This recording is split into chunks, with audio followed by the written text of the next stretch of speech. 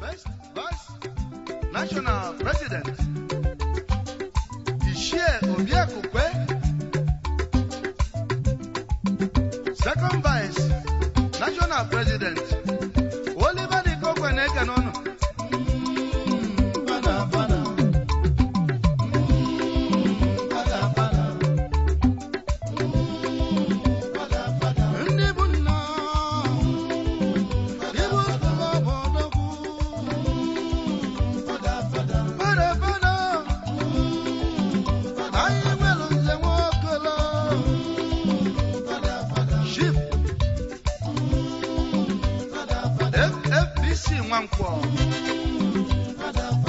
Osofia, one of Novia, Father, National Patron, People's Club of Nigeria, Chipsi Ayokoye, Nakusia of Abatete, former legal advisor, Prince GNI.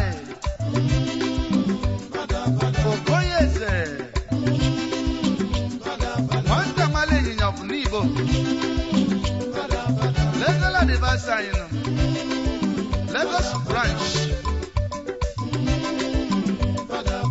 JNS okay. Today is a very great day in the history of the people of Enugu-Ezike, otherwise known as Eskobo Korowo. We have quality children that are in diaspora. They are not within Nigeria. And then we have other quality citizens of Igweze North that are called Igweze North United Forum for Development. The diasporans are led by High Chief Roland Ayob Ezomog. Then the other group, Igweze North, Igweze United Forum for Development, led by High Chief Festus Oshaba, Ferrotex.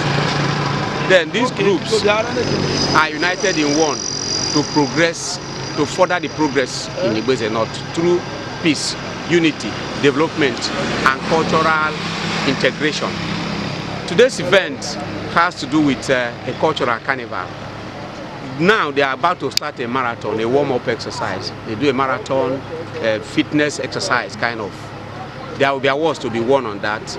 Then later in the day, we will gather at the stadium for a cultural fiesta, for a cultural carnival that will be unifying, alluring, you understand, showcasing the people of Enugu-Ezike to the wider world, you understand, trying to make peace, integration, and then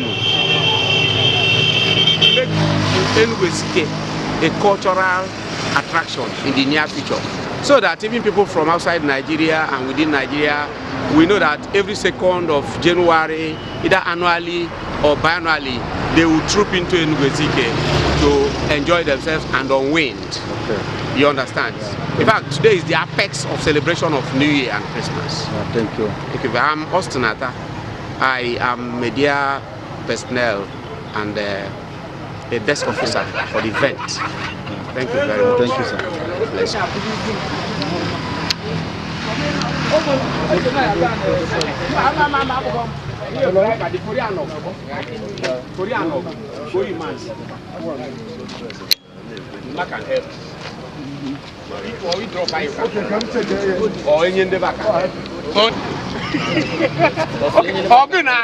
Good Yeah, good morning, sir. Good morning. Your name? What I do for you? Humble Chief Eusebius Ekere. Welcome, sir. Yeah, thank you. What is happening today? Why are we here? Well, today we're doing Ezike Day. And we're starting with a marathon race to create awareness so that people will know that it's good to do exercise. We have a lot of high personalities there that want to be like a role model for people to know that if these people can jog, they can also jog. It's about keeping fit. We have a price tag on it, but it's not just about the money. but it's about people knowing that it's good for them to exercise their body. And after that, we're going to go into Carnival when we plan to showcase the Enuguezike culture. So we have like 36 villages, and all of them are going to be represented by two masquerades. That's a good one. That's a good one. So, please, what is your position in the organization of this tournament? What position are you occupying, sir? Well, Umezkoba in Diaspora is doing this event in collaboration with Igweze North United Forum. I'm the PRO for Umezkoba in Diaspora and the secretary in the board of trustees of the Enuguezike United Forum. So I'm kind of like wearing two hats. Two feathers. Yeah. One cap. Yeah. That's a good one, sir. Thank you. To whom much is given, much is expected. Thank you very much. Yeah, thank you. Nice to meet you, sir. Okay. We'll meet you next time. Okay. Yeah, let's talk. Meet you, sir. Please. What's your name? Okay. My name is Chief Dr. Demian Chukwurote Odo, JP. Messiah Nasuka. Odozo Bodo one of Ikpega. Orio Cheto one of Osoka. Wow. Thank you. That's a good one. Nice to meet you, sir. Thank you. Sir, we have talked with the PPRO of this event, and he has told us so many things piled together for the day. What is your contribution in the progress of this event, sir? Okay, so far so good. I'm the treasurer of the organizers. The boss is Freedom. Yes. Treasurer of Igweze North United People's Forum. Yes. For betterment of Enuguezike. Yes. And today is our marathon. That is Carnival. So from here to the Carnival proper. Yeah, sure. Okay. Hope to meet you there. Thank you.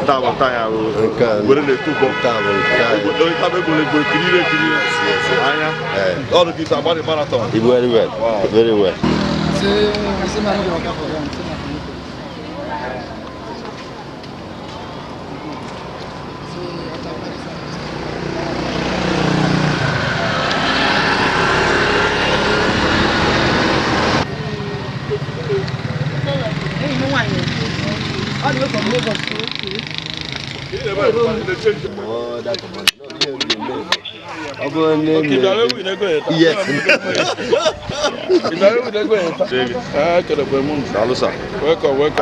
Welcome for this marathon. Yes. Chief Roland Ayo, President General, Enuguezike in Diaspora. Yes. Welcome, sir. It's okay, your contribution at this event. Anyway, two events today: the marathon, the Carnival. My contribution is the President in the Diaspora, in partnership with Igweze North United Forum, who Ferrotes, our president. So I together Jikota Kon. So now you may Basa Marathon, may Basa Carnival. You need to transform the mindset of our people. People go tendo na ejuka na ndo na gomo together. Kama no nwere ihe dị iche no ofu human being ka anyị chabu. A na-eme cultural carnival na Abuja na-eme na Lagos. Mmanwụ ndị ụka na-abịa, mmanwụ ndị omenala na-abịa. So all ha ka anyị chọkwa ka anyị were the opportunity reunite everybody together. Last time I kwesịrị ime abịa nwee a kind of trauma na this land for insecurity. So the thing about civilize are so many things.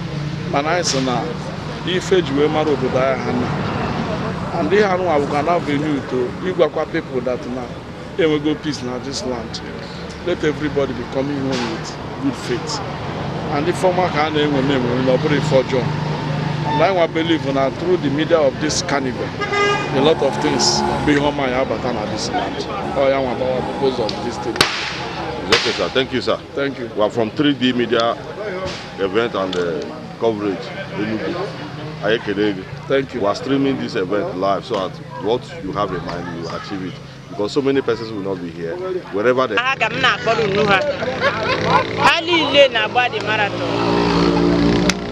So you go shell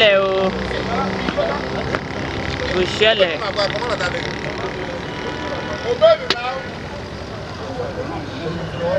Yeah, move.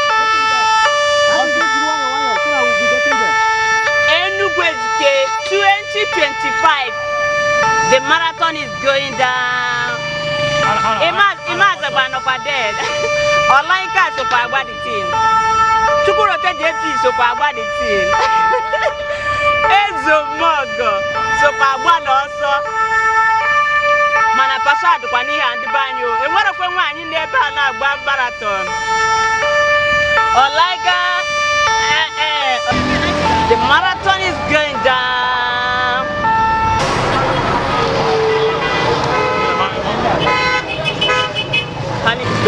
Not in my mouth. See my people.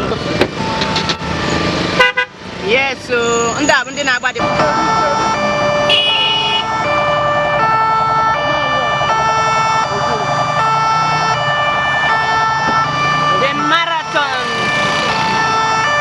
marathon is going down.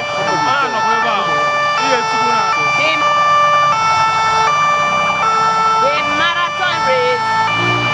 Here you can see Zomago, you can see Odotukurote JG, you can see all of them. Yes, so it's government. See them now. See them now, men at work. Men at work. No men at work now. Today, always cover the race. Fuzendena is a goal. So now Job is making it. Uchena add qua speed o kamada happy guy igba hego. We're gonna work in now. Cover marathon race. The one the second person following Uchena. Yes. Uchena is a goal. Can you yes? Yes, I think we have the first anywhere now, anywhere. Where are they stopping though? Field. Yeah. Uchena mabata. Can I forget brother the second person? Chedonye. Chinedu Abuguja. Eweleke. See my people law. Ewo. Uchenna is the 2025. The marathon done dusted. The arrival of the third runner. Yeah, the third person. Yeah. Ogilidu di Gwebike. Very fit. Yes, so he's an untried man. I know what I go. The one was now. I know they are around now. No.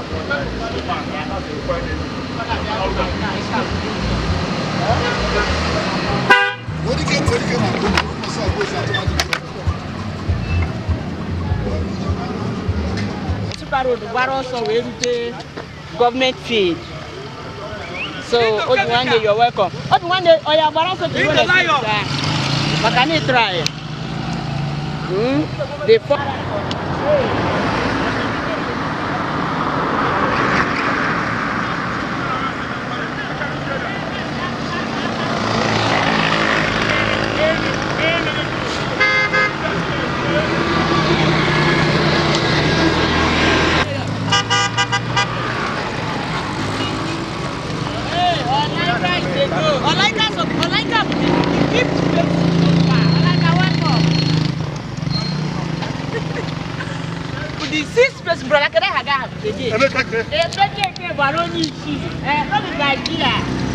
by strength.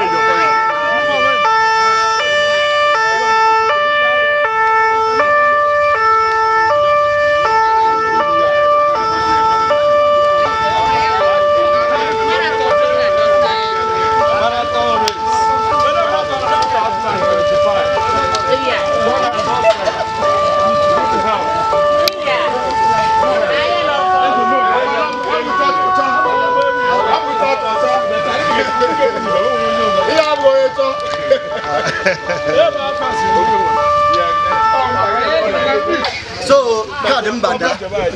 Oh, to no. Ronald is some now by my boss.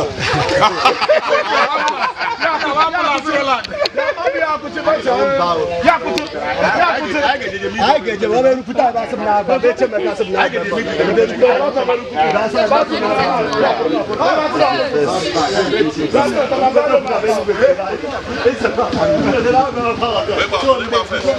Good morning. Yeah, on behalf of Ndenu Gwezike, in reference to Women's Club in Diaspora and Igweze North United Forum, now you're not highly elated today, especially those ones also in Aboso. The purpose of this marathon, Abu Sosa Moibu and the winner novel.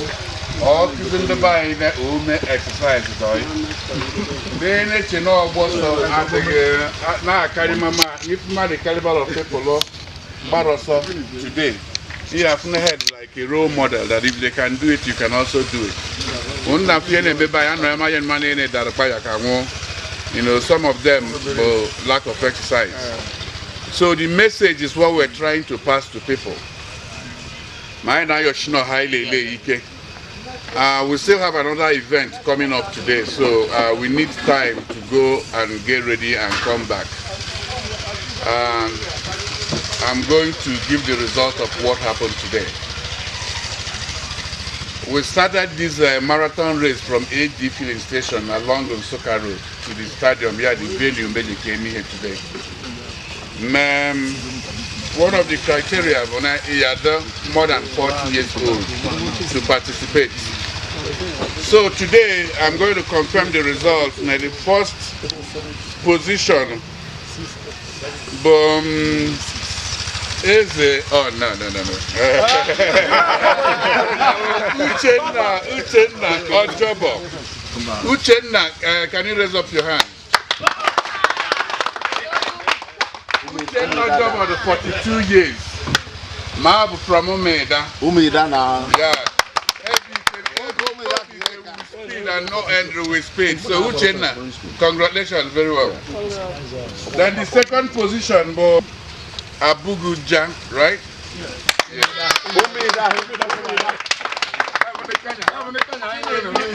Yeah. Abuguja, Onye, Umeda.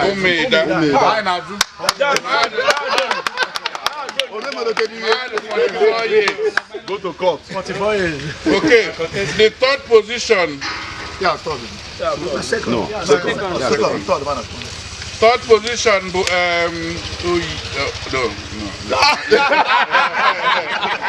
Obiwanne Onyeke. No. Obili Jude. Obiwanne fourth. Igor Ukilaka. One good thing about our third position, but not 54 years old. So another lesson we can continue the 54 years. But we don't do like 40, I'm also 54. Maybe so kind of will age excuse. So that one I'm talking to myself. One of them here, then we say them when came I'm not to you so win or something. So thank you. So for fourth position, yay! Onyo Brute, Obiwanne Onyeke. Obiwanne Onyeke, Ojo Obrute, man, 41 years old. But the prize I don't know. It's not all about money. I am like what will happen, you know. Then fifth position, we are so proud to say that one of the members of the board of trustees that participated came fifth. Olaye.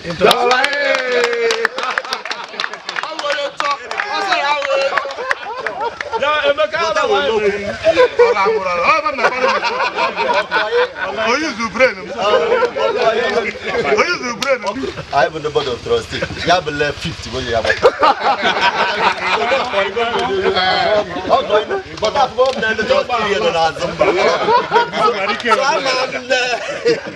50, so now without that, I can't do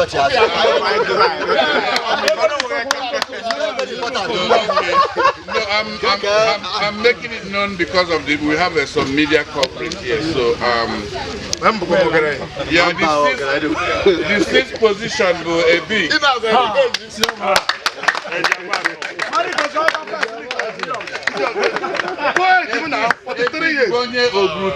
As well, so we're very proud. 50 something. Have the bar first. 54 years in bar thought. Okay, yes. So, ladies and gentlemen, I'm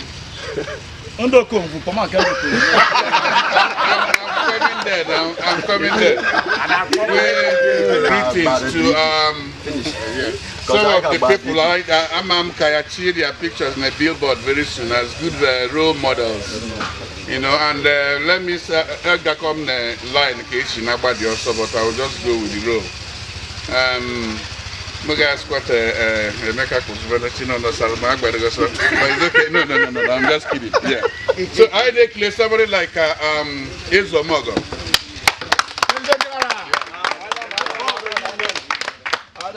Ezomogo has been the president of Women's Club in Diaspora and vice president of Enugu Ezike United Forum.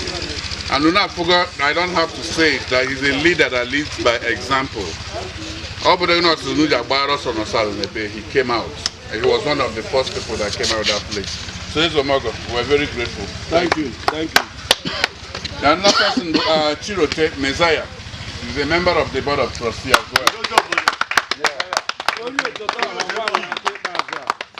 The no lawyer, so you know he can do it. He left everything on a minute. Yeah, we're going to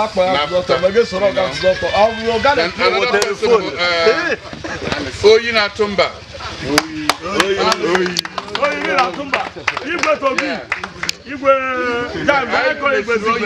Because Oyi is a member of the board of trustees as well. My by till this morning, I'll be at 6 o'clock. We'll be here by Maki here the guy before not better than Banaboso, and he still started and finished. You know, so it's all about role model. It's all about do something. It's all about telling people that age does not stop you from doing sports, or your status in the society does not stop you from doing sports. So as we go today, we are all still ambassador of this thing named today. Talk to people about doing exercise because it's good for them. Not being in the many, you know, will be the many, you know. So we thank everybody for being present today.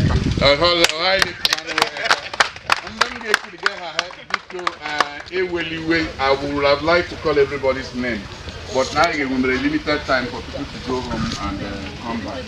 And a special congratulations to people like me too that is not wrong.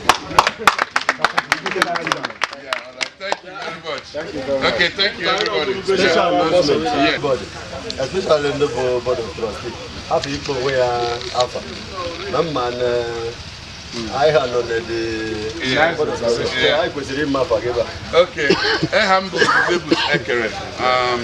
PRO Women's Club in Diaspora and the member and the board of trustee member of Enugu Ezike United.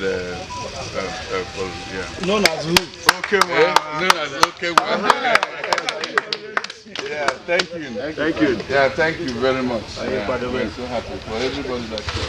I know when woman yesterday, but still the time. There were about this marathon. Coverage from there, not the beast. So I know everybody. There are senior I will send a learning with. For something I became everlasting something. This kind of behind the menu and Marona for a very long time. But no, because of insecurity, they are disorganized in our plan. But now from time to time, once in 2 years, Now I got to make this carnival. I will make the opportunity now unite under our government and I need to have a human being. Oh, you can before I know Jacob and I go most of the night, but I told me that mindset that already made woman child. I told if Marine I go my Oman, I want to not you believe money. My told if friend a Juka.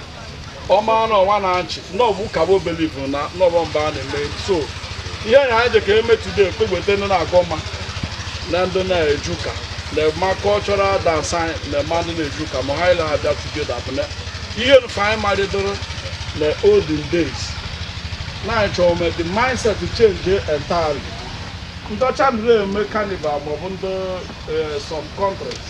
Now the Shiwata countries do their cultural something. They did that place in the so when some people that will make kind of voice note, you put them to Canana Goma. But let that mindset change. I need to have a human being. Why the high G1 I know now the highest 120 years. Many body 120 years of clear. The mother the shock of the season one now. So my need to have work to food. For those good will and the band they will take me to teach and educate them. More prayer than banana. Yeah, I'm some the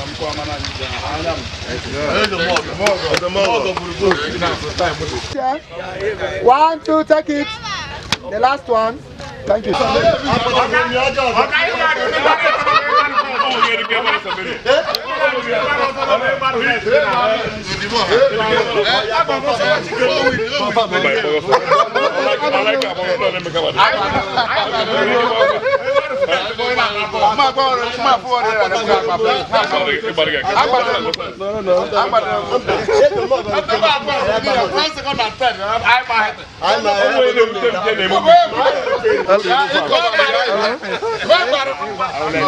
Yeah, good there.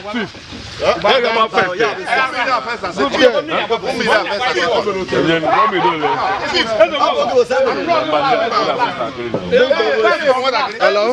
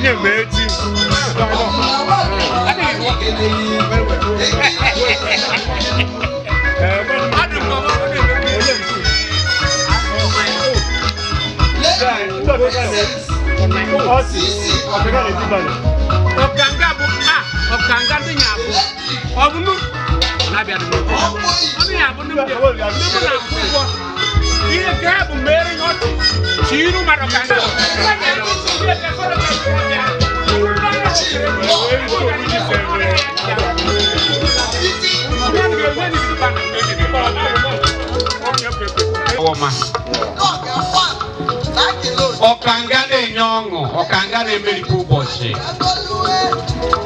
Okangane move for Gucci. They are not here to compete.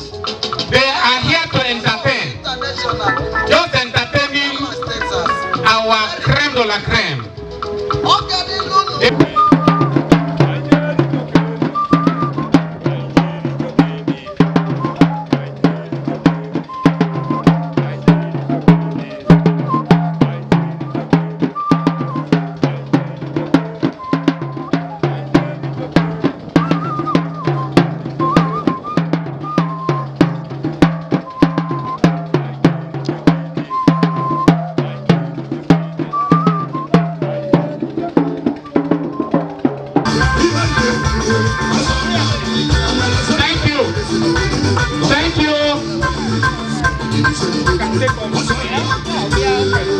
The barricade, you in the corner, Yaligan, in Karimamo, Yaligan, the barricade. Unuja hit the other way. The barricade have to go yoga. Oh, when they were yes. You're welcome. Step out of quick cracker now. You're welcome. Hey, Clemunu. Welcome, sir. Yes. Along. Thank you. God bless you. Ego Amaka and Kembo. Thank you very much. Ego Amaka, thank you. Thank you. Yes. Yes.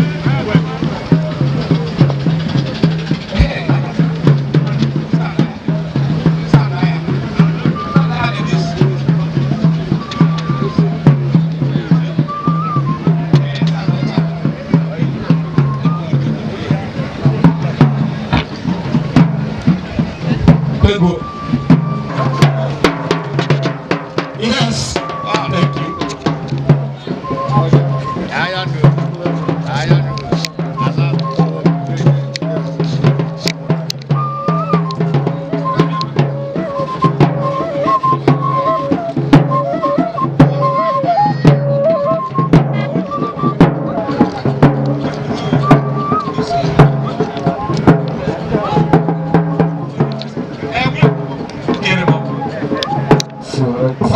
Thank you very much. Oh, a man, why not talk back? I do the competition.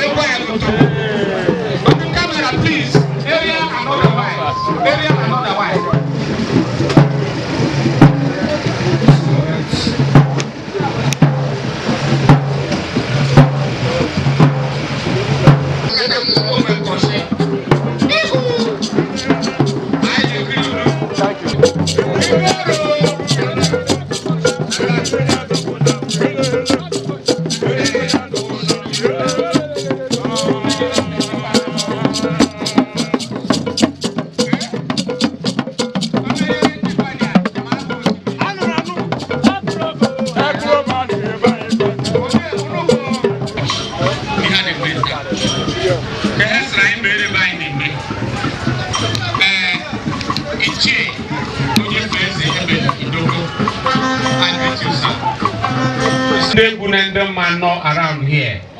Unu amago kunu sheme unu bido kwadore. By the time I am done and the judges are ready, they will read out to us.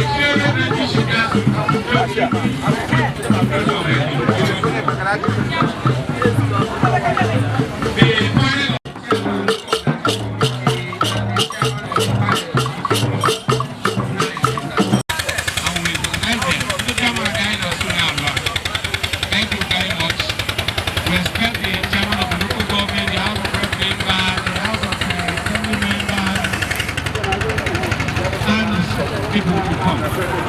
But we start the function beforehand so that the competitors can compete and go. I ain't people go until all of them arrive. Time and price wait for no man. Answer you the chain if not obvious. So because and Leon is important thing to know.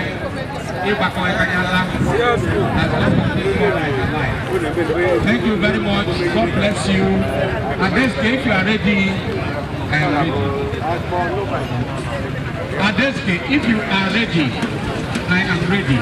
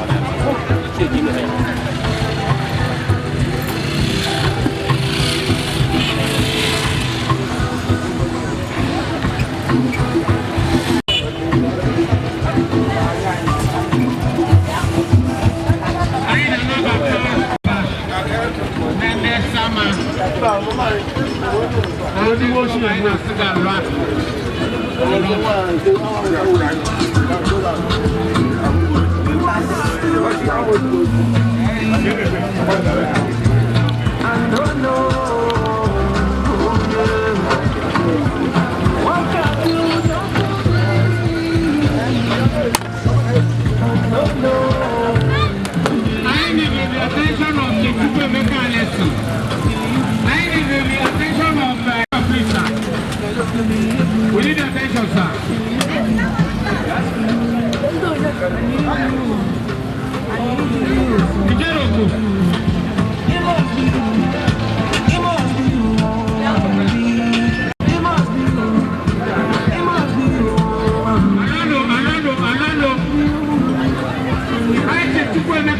We may want attention, please, sir.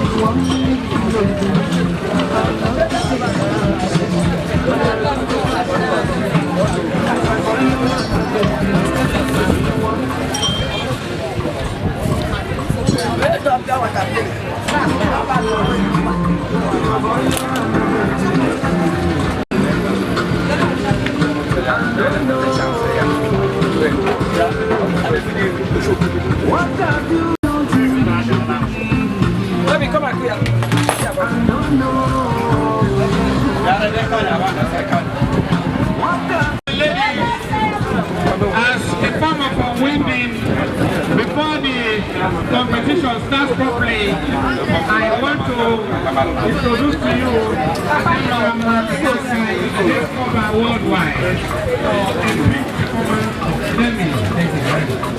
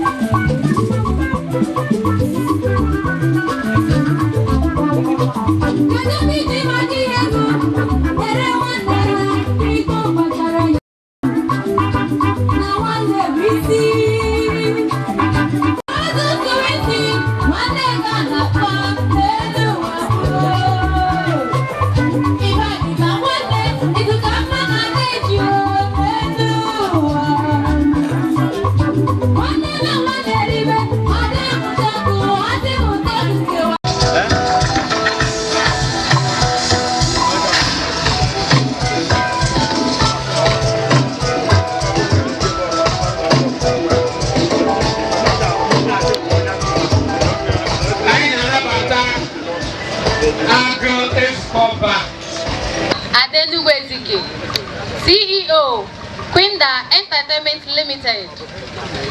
Abu Moni Mufu, Abu Munu, me ihe na-ementa juru m ezigbo ehọ ma ọ nọbụ ihe obi nwanne ihe na-ekpokọta ụmụ na nche ọnụ ihe gara aga ngejebere ya asọ ha ile anya ndị na-agba mgbe ememe ya bụ ihe bụrụ ihe na-aga n'iru naanị ma asụ unu ma jee anya na amashi DJ, let's go.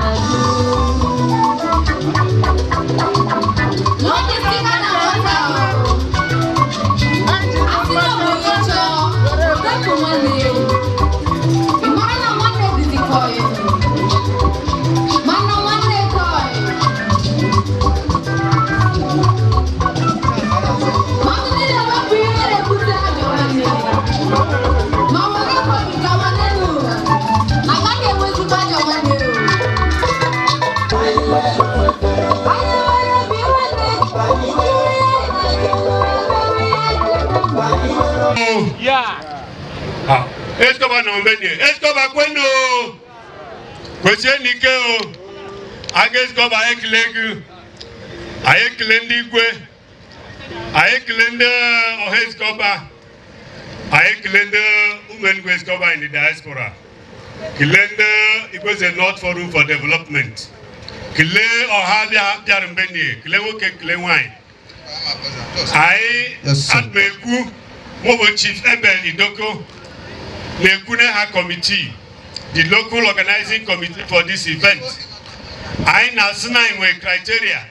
Musoro Ajeme Yena Neme Musoro Mobo Ma Yarembendi register. My tag of number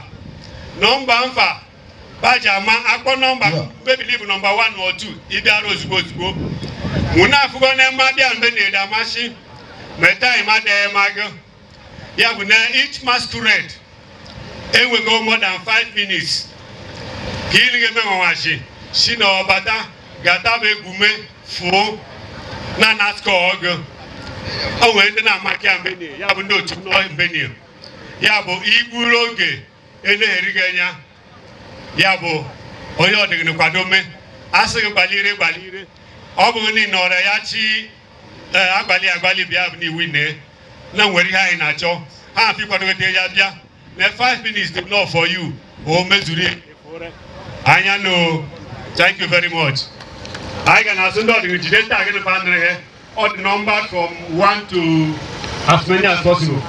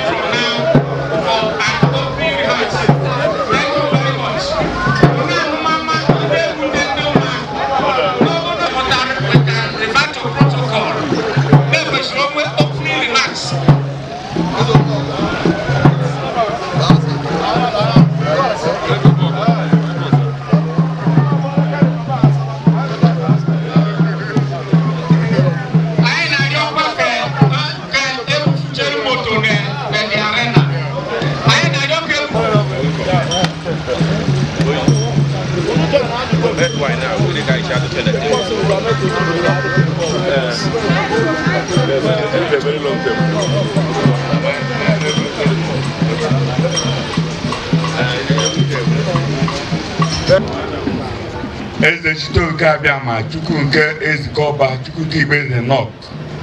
Anyị na-asị ka anya maka mmemme nta ahụ. Anyị bụ ụdị mmemme chi n'aka. Ebumnuche ụmụ anyị bụ nke omenala anyị, kọlchọ anyị, ma ọ bụ na anwụrụ anwụ. Anyị gara obi mmemme kọlchọ anyị ọmụ bụ na anwụrụ anwụ. Sugochire na anyị na-eme ihe egwuregwu ndị ọcha na-eme, obodo ọzọ na-eme, anyị ede amụta, ma anyị nke anyị na-anyị mụta na-adịghị abụ anyị tekiri mee ihe abụla ihe na-echere maka omenala Enugu Ezikenye, ọba ego, ọba afọ, ọba ije nnukwu ya abụla abụla kuchimonye ọmụgwọ maji kwuru maji ka ozugbo na ihe ha je ka eri menye tọọji ga-emanya ihe abụla ya na-eri ma gị bụ Chineke eri otuto ma bika ede nwa ahụ ri si na Kristi dị nwe n'anya n'aha na. Thank you very much. And Akwada came back. Thank you. Wale ekele ụmụntakịrị dọgaghị n'ọbene gara osinu n'ike gara sonu na ihe anyị ji dabịa n'bene nta bụ egwuregwu. Anyị na-agba ọka Enugu Ezikenye for the past months and years. but as God may have it, then washa dike ketuku let the show go ego then the shabu that the Lagos Galata olu command of second kana yesu ni ke asina o e kan ko kepu ala wishi wala wishi a me ko ha mata no we na bono do so metal snack ko wa abia no ko wishi ke we ma re no o we dem go so ba no be ni na ma ro yo ma ko ọbụla ọbụla ọjọọ anyị na-eme na onwere ike ugwu uchi bọta na ọbụla ọbụla anyị na-eme na anyị eme ejere ma enweghị akụcha biko anụmayọ n'unu ka slaị ka na-ebido ebido nye na open remark my vice gọọmenti mamekana anya nụ igbeze n'ọtụ kwenu igbeze n'ọtụ kweze unu na mbụ now make the eldest person of this land. Onyishi Enugwezi. Ngana asina mefugo ekele ejenie ka o megboro mememie na ikwado ntamobiri oge mishi na masini shika kebido Ngare under traditional rulers, Igbeze North. Naso, Okunu chiri mmaji kwuru mmaji. Ma mobile oge, ele klo ha ile ha bụ President General Umenugwezi Koba in diaspora, Chief Roland Ayok, known as Ezomogo Enugwezi.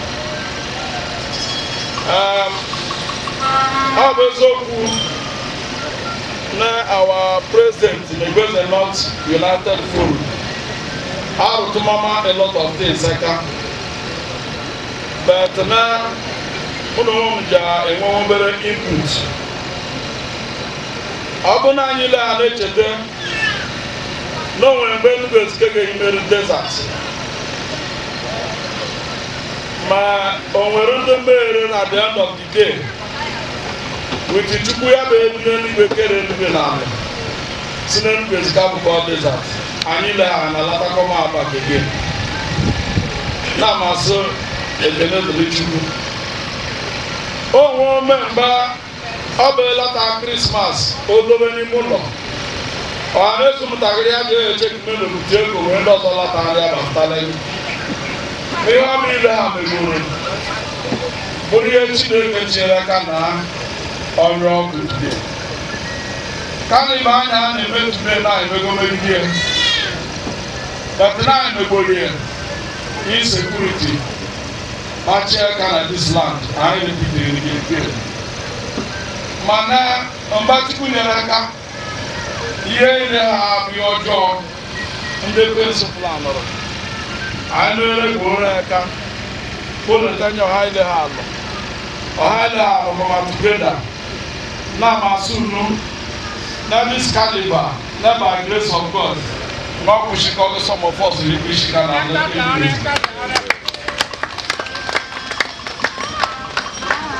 ọ bụ eziokwu na o nwere ndị kwugoro okwu na caliber na o nwere kwesịrị okpete n'ụka na n'ime obodo but ihe ọ ga-ama ihe old days n'ọbụ emaghị ọfụ anyị chọrọ unite ndị ụka na ndị ime obodo ma ha ile ha ma na anyị ile ha bụ one ihe kwetele na ọbịa bụ ibelivru as far as n'ijighi eme ihe ọjọọ na ọ bụ ihe bezunuche ekere n'igwe na ala bi na-eme ọ bụ ihe bi na-ekwu ino ọ bụ na ụlọ ka bi na-eje ekwe ọnụdụ omenala bi na-ekwe sọfa n'ijighi emegbu mmadụ ma ga-ejighi achọ n'ihe wofu ndụ ya ohi na-eme ma ha bụ ha ikpete na ha na-edebe mechire ike sọọsie Chukwu na-asọ bụ owe ejem ihe ọjọọ so mgbe m na-arịọ ha ibe ha ma anyị maa n'ụwa ihe dịka ndụ ka na ndị ime obodo anyị ga-anọ na civilized world a na-eje carnival na Abuja eje carnival na Lagos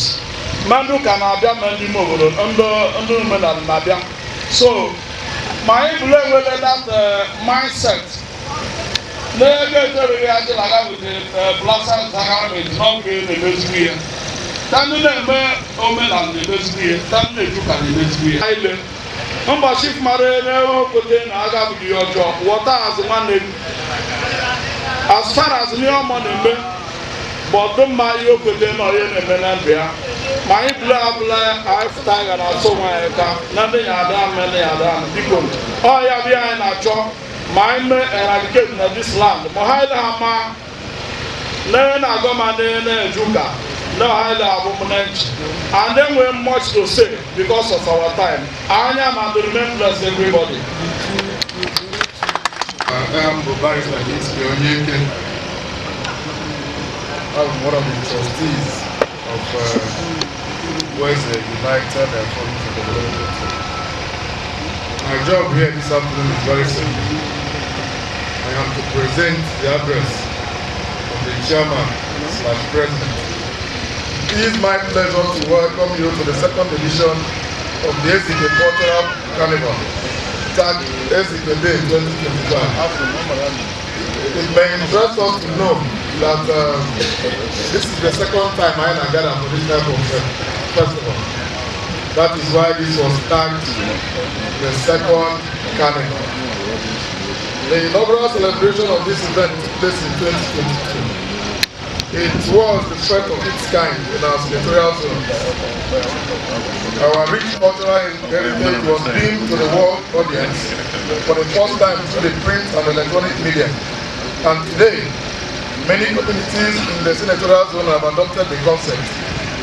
Research scholars have shown renewed interest in our socio-cultural identity through positive publications and the empowerment derivatives in the program have added vigor to our robust community economy.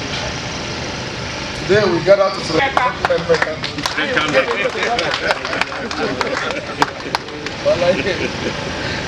Yeah. My voice. That marathon race underscored our support for sports and healthy lifestyle amongst our people. We are committed to the advancement of diverse developmental variables, including good healthcare, education, agriculture, and above all, security. We have collaborated with our state and local governments towards achieving some of these goals. We hope this partnership will endure in the foreseeable future as we strive to contribute our quota in ensuring the socio-economic development of Enugu in general. We acknowledge the financial contributions of members of these two great associations, Umwezi Koba in Diaspora and the West United Forum for Development, which made the hosting of this year's event possible.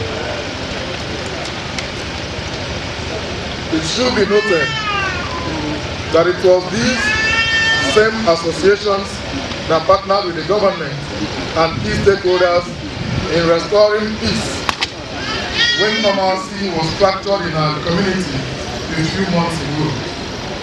The casualties of those that days were regrettable, and we ask that their souls rest in peace. We wish to offer our sincerest condolences to families and loved ones of the victims, with the authorities at addressing the underlying issues, strengthen our bonds, and create a peaceful environment for Enugu. Today, we are hosting varied entertainment competitions featuring our iconic masquerades and charity activities that will touch the lives of Enugu. We are grateful to our traditional and religious institutions, sponsors, partners, and volunteers who have worked tirelessly to make this event a success. Your contributions have not gone unnoticed, and we appreciate your commitment to promoting our cultural heritage.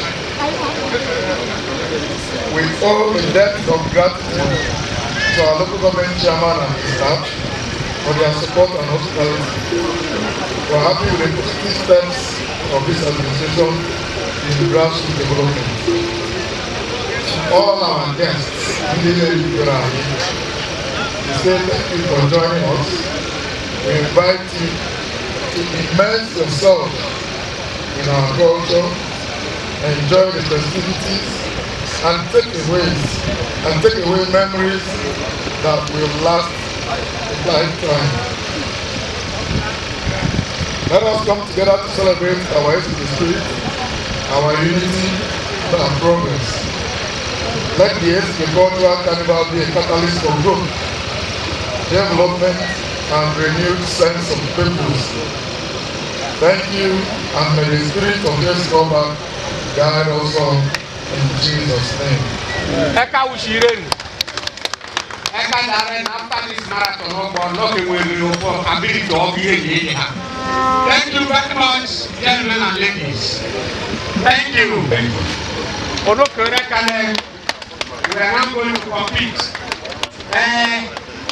It has been declared the carnival is to begin. The competition is to begin. Biko LOC, if you are ready.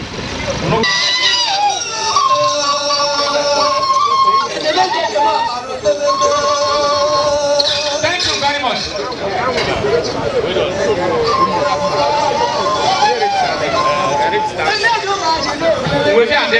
Thank you, Malike.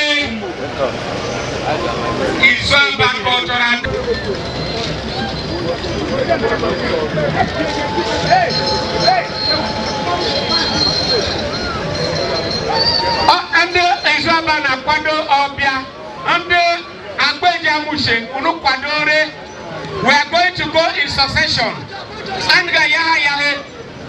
You Odogu Ezedowere. Odogu Ezedowere, Unu Yere Kanapia.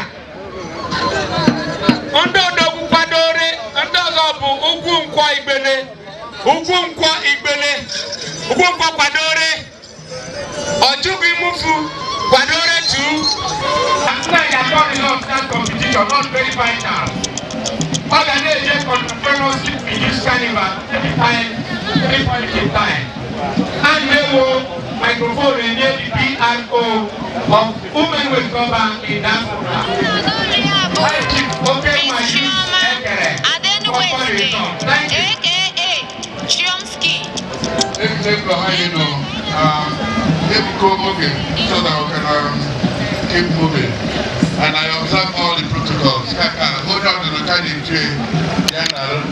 The thing when they claim to know or highly legal alarm. Also, about that for time creating awareness and by the daily exercise. When they go to the year, I don't know how we go, then the battle of the Namaras or no, I might exercise number. The winner, the also Uchenna Ojobo. Uchenna Ojobo, Bodye Omeda, man 42 years old. So the age of 42 years, I can do marathon like this, all of us can do it. The second position, Chinedu Abubuja, from Omeda to man 44 years. Third position,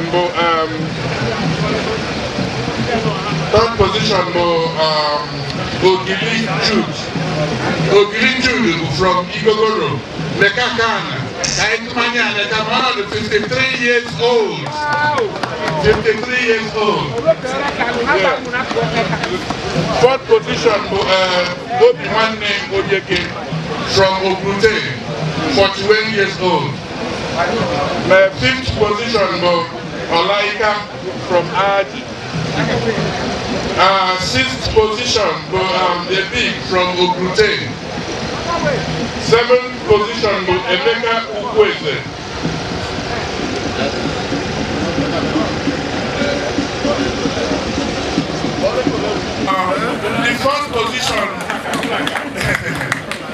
The first position, they go with the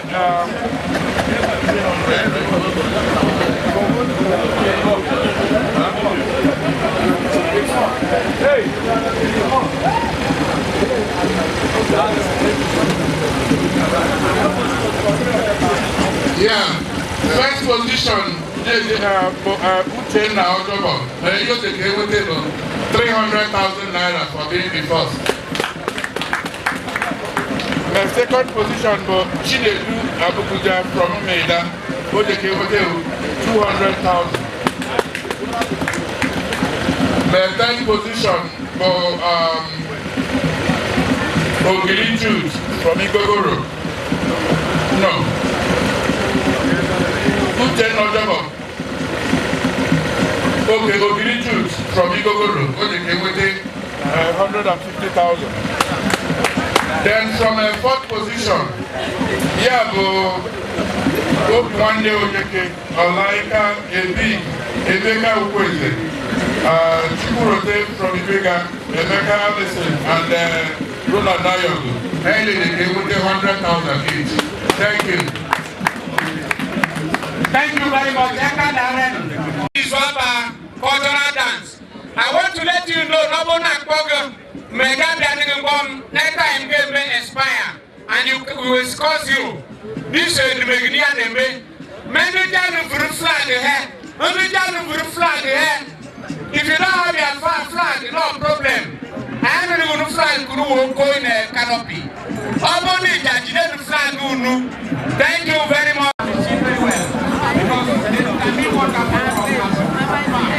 Thank you. Thank you.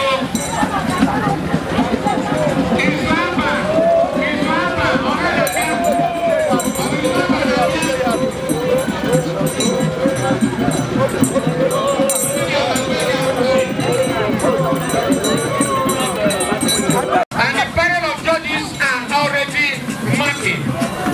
Thank you very much. Starting from the entry behavior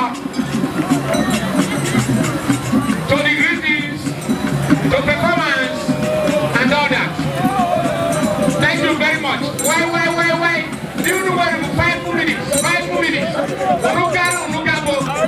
Yes, thank you. That is amazing. I welcome Dr. Cyprian Okoro, Director of Finance and Peace, Enugu. I welcome the Chairman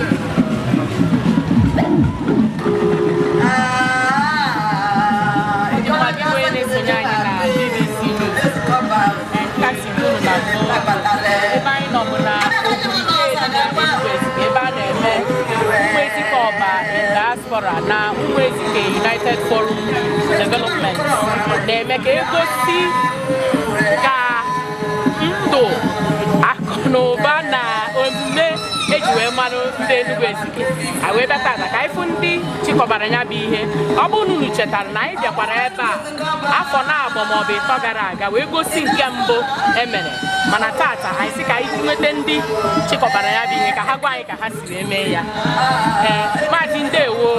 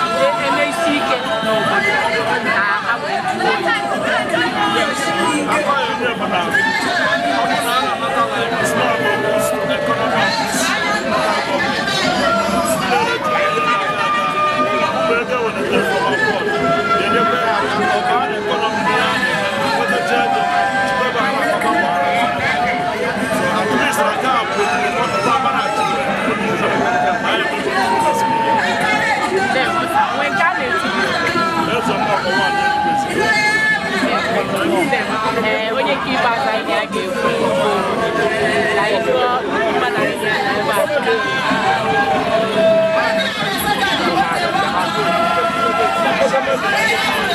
maka ka anyị mata afa gị na aka itinye na mmemme aka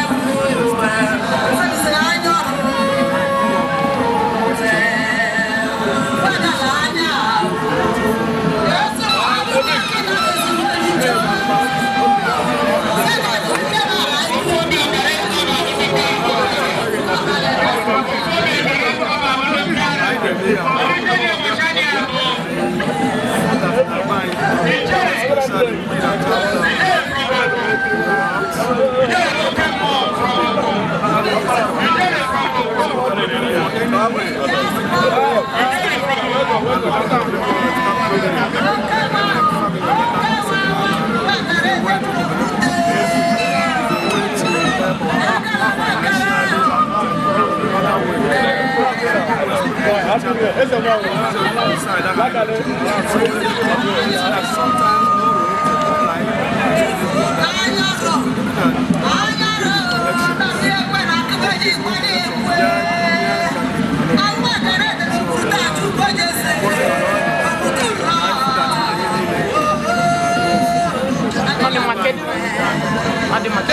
ga-eme the next one nke atọ.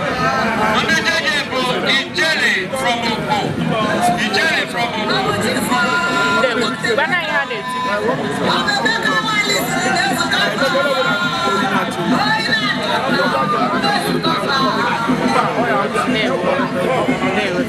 Table 300,000 naira for being the first.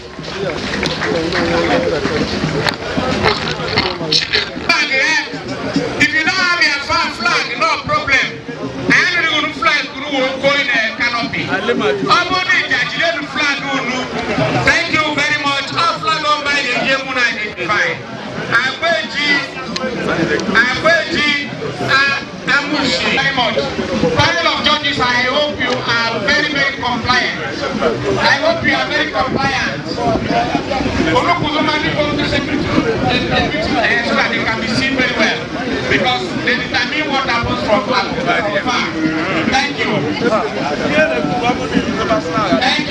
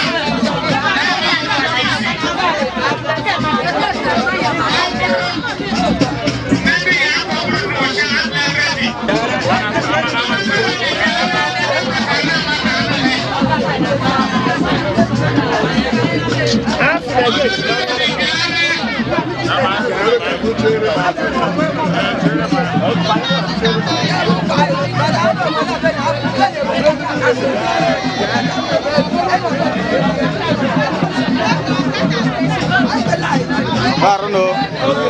Alon.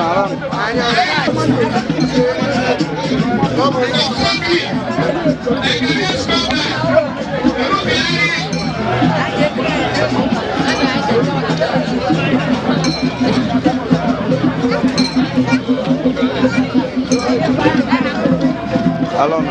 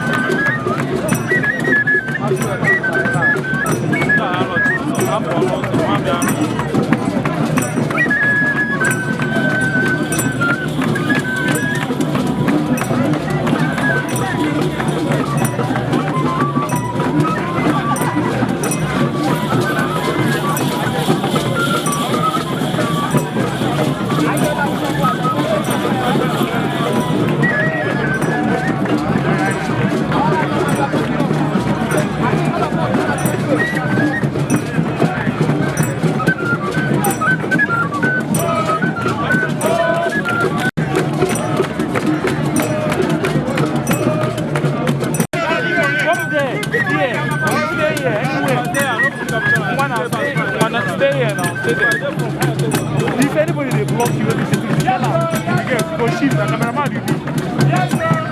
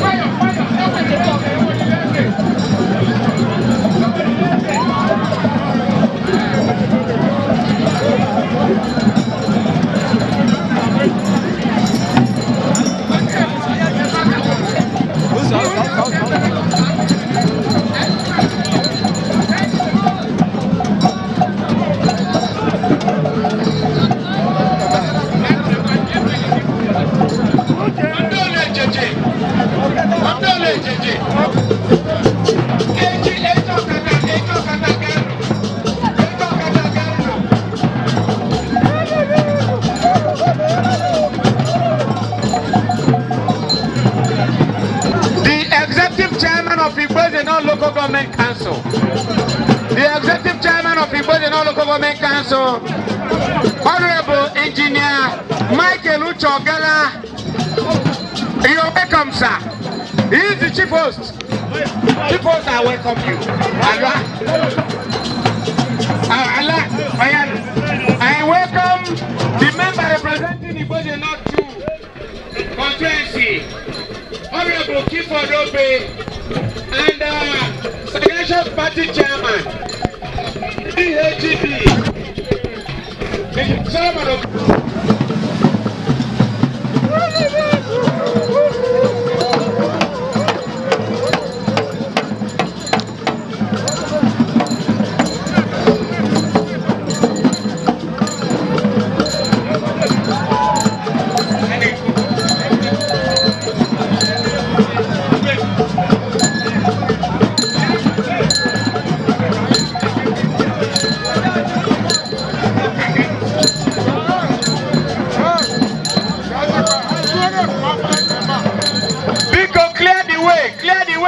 our guests will see.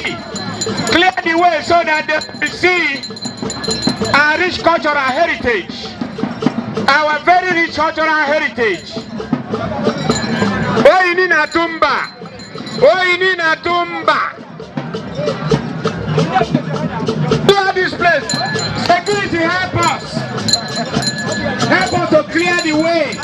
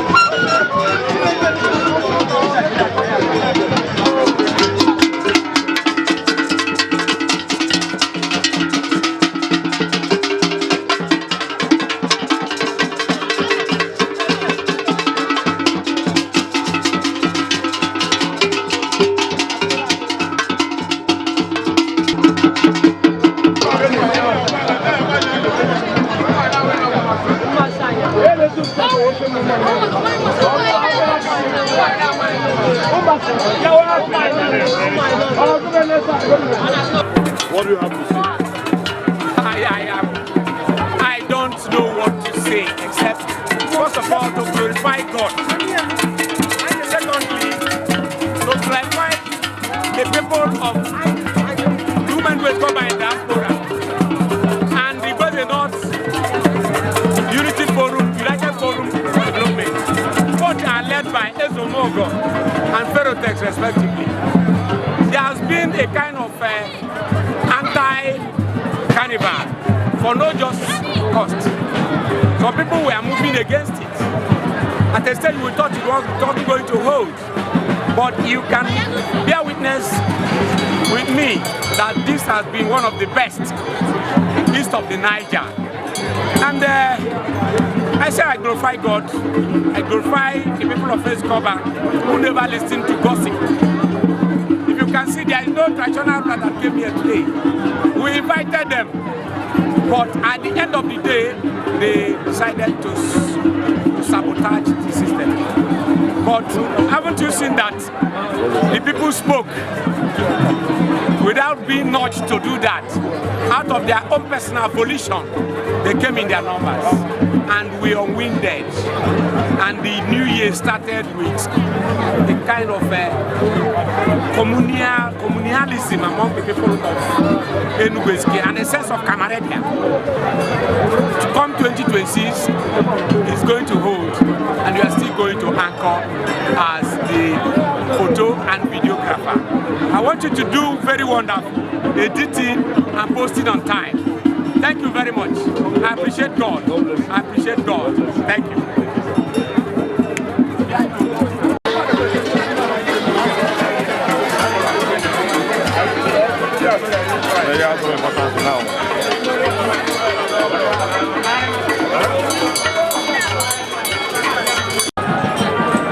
Yes, we are here with distinguished House of Assembly member representing Umozi Constituency 1. Am I not right? Yes, Honorable ATK1 Soka. That is the popular name. Please, may we have you talk to us to see how you feel about the carnival today. Yeah, first of all, my name is Honorable Jude Ejike, the Chief Whip of the State House of Assembly, and the member representing the industrious people of the Igweze North Constituency 1, Ndozi. I feel so elated. I'm highly impressed with the momentous crowd I'm seeing here.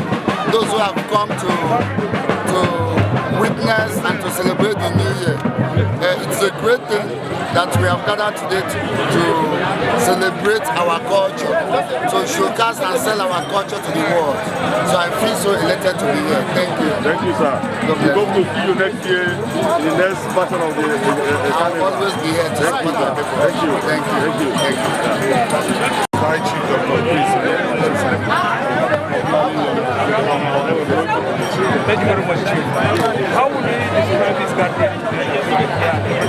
You can see that I'm very happy. In fact, it's very joyful, to see my people, see the culture, I see everybody, I see thousands of people that are here just to come. So it's a great thing. your prayer wishes for the people of Enugu Ezike? My prayer is that the peace that I've restored in this Enugu